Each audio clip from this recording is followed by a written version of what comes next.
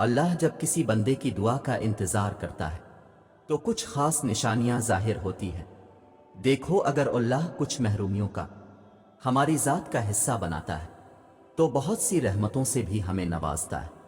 اگر وہ کوئی داستان ادھوری چھوڑتا ہے تو بہت سے قصوں کو ان کے پر سکون اختتام تک بھی لاتا ہے۔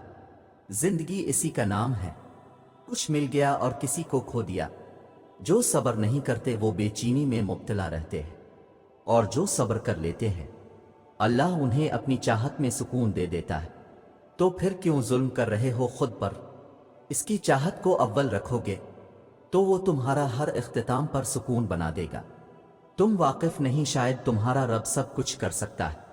یاد رکھو، جس سکون کی تلاش میں تم اوروں کے پیچھے بھاگ رہے ہو وہ سکون تمہاری اپنی ذات میں اللہ نے چھپا رکھا ہے۔ تمہیں تمہارے سوا کوئی مکمل نہیں کر سکتا۔ تم خود اپنی ذات کی تکمیل ہو، اور جس روز تم خود کو ڈھونڈ لو گے اس روز تمہیں اللہ مل جائے گا۔ اللہ ہمارے غموں اور پریشانیوں کو سمجھتا ہے اور ہمیں اپنی رحمتوں سے نوازتا ہے۔ مایوس نہ ہونا، جن کے مشکلات زیادہ ہوتی ہیں ان کی طرف سے رب کی محبت اور انعام بھی زیادہ ہوتے ہیں۔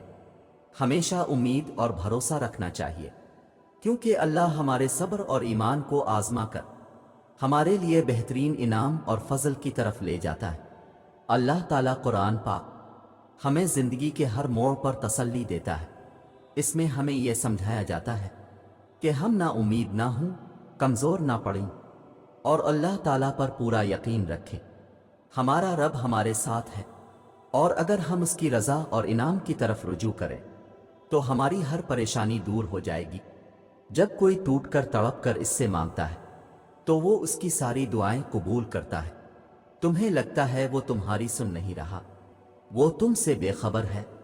وہ تو اندھیری رات میں، کالے پتھر میں، کالی کیری کی بھوک میں محسوس کرتا ہے۔ اس کو رزق عطا کرتا ہے، کیسے ممکن ہے؟ وہ تم سے 70 ماؤں سے بھی زیادہ پیار کرنے والا تمہاری دعاؤں پر قبولیت کا مہر نہ لگائے گا۔ سنو، وہ جو تمہارا رب ہے نا، اسے تم اور تمہارا دل بے حد عزیز ہے۔ وہ تمہیں فقط تمہاری خواہش نہیں بلکہ وہ تمہیں چاہتوں کا پورا جہان دینا چاہتا ہے۔ اپنے رب کی رحمت سے مایوس مت ہونا۔ جب اللہ آپ کا نصیب لکھتا ہے تو وہ اس نصیب میں یہ بھی لکھتا ہے کہ اس تقدیر کو میرے بندے کی دعاؤں کے سوا کوئی بھی نہیں بدل سکتا۔ ہم اکثر یہ سوچ کر پریشان ہوتے رہتے ہیں کہ اگر ہمارا مانگا ہوا کسی اور کو مل گیا تو، حالانکہ اللہ تو پہلے سے ہی سب طے کر چکا ہے۔ یہ بھی کہ آپ کو آپ کے نصیب سے کیا ملنا ہے، اور یہ بھی کہ کن دعاؤں نے آپ کے دل کا حصہ بن کر آپ کا نصیب بدلنا ہے۔ تو پھر اب کیوں ان وسوسوں میں پھنسے ہوئے ہو کہ کہیں دانیہ ہم سے ہماری چھین نہ لے؟ آپ کی دعاؤں کا محافظ تو اللہ ہے، اور اس کی حفاظت میں کسی کا لکھا ہوا کسی دوسرے کو کبھی نہیں مل سکتا۔ جو بھلائی اللہ نے آپ تک بھیجنی ہے وہ اب تک ہر حال میں پہنچ کر ہی رہے گی۔ جو معجزے اللہ نے آپ کے لیے مقرر کیے ہیں وہ معجزے ہو کر ہی رہیں گے۔ کوئی بھی اس ہونی کو نہیں ٹال سکتا سوائے اللہ کے، جس پر اللہ نے ہمارے لیے پہرے بیٹھا رکھے ہیں۔ اسے ہم سے کوئی نہیں چھین سکتا۔ اگر اللہ آپ کو انتظار کروا رہا ہے تو اس کا یہ مطلب نہیں کہ وہ آپ کو سزا دے رہا ہے، بلکہ وہ اب سے کچھ دیر تک رابطے میں رہنا چاہتا ہے۔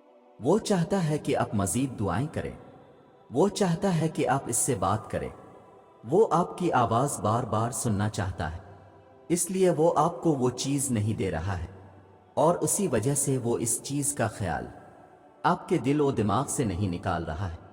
تم خود اس کے اشارے کا انتظار کر رہے ہو، پھر جب وہ تمہیں واضح اشارہ دے رہا ہے تو تم اس کی بات کیوں نہیں سنتے؟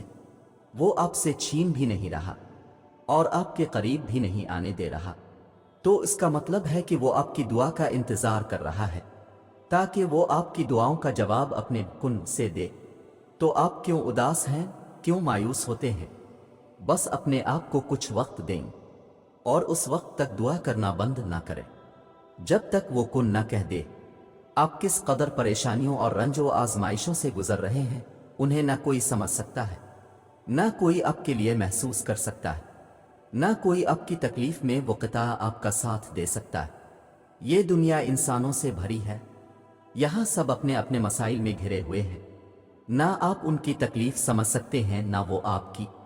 غم آنے ہیں، تکالیف آنی ہے، لیکن ان کا مقصد و قطع تب پورا ہوگا جب آپ اپنی توجہ اللہ کی طرف مرکوز کر کے اسی کو اپنا مسیحا سمجھیں گے، اسی سے فریاد کریں گے، اسی سے مدد کی امید رکھیں گے۔ تب آپ جانیں گے کہ حضرت یعقوب نے یہ کیوں کہا تھا، میں اپنی پریشانی اور اپنے غم کی فریاد اللہ ہی سے کرتا ہوں۔ اللہ تعالیٰ نے قرآن مجید میں فرمایا ہے کہ بس اس میں کوئی شک نہیں کہ مشکل ہی کے ساتھ آسانی ہے۔ مشکل آتی ہے چلی جاتی ہے، برا وقت آتا ہے چلا جاتا ہے، کچھ بھی ہمیشہ نہیں رہتا، تو پھر تم کیوں غموں کا بوجھ لے کر اپنے دل سے لگا بیٹھے ہو؟ یہ آنی جانی چیز ہے۔ برا وقت آیا ہے، کوئی مشکل آئی ہے، تو اس کے ساتھ آسانی بھی بھیجی جا چکی ہے، بس انتظار کرنا ہے، تھوڑا سا صبر کر کے دکھانا ہے۔ صبر تو سب سے بڑی آسانی ہے، جو اگر کسی مشکل میں آپ کو دے دی جائے تو دنیا اور آخرت دونوں سانور جاتے ہیں۔